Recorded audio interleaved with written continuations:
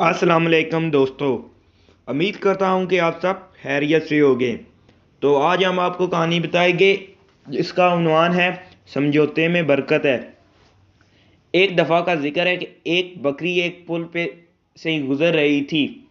जब वो रास्ते में आधे रास्ते में पहुंची तो उसी वक्त दूसरी तरफ से भी एक बकरी आ गई। तो पहली बकरी ने कहा कि पहले मैं ही हूँ, मुझे गुजरने दो। लेकिन दूसरी बकरी ने कहा कि नहीं, पहले मुझे गुजरने दो।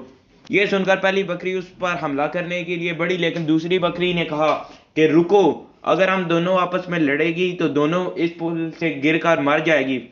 पहले मैं नीचे हो जाती हूँ, तुम गुजर जाओ। ये कहकर वो नीचे हुई और पहली बकरी उसके ऊपर से गुजर गई। और इस तरह जब वो गुजर गई तो दूसरी बकरी भी गुजर गई। तो दोस्तों, इस कहानी से हमें ये सबक मिलता है कि हमेशा पहल नहीं करनी चाहिए, दूसरों के साथ समझौता भी करना चाहिए। इससे हमारा भी फायदा हो सकता है। अगर हम लड़ाई झगड़े में पहल करेंगे तो इससे हमारा बहुत नुकसान होगा।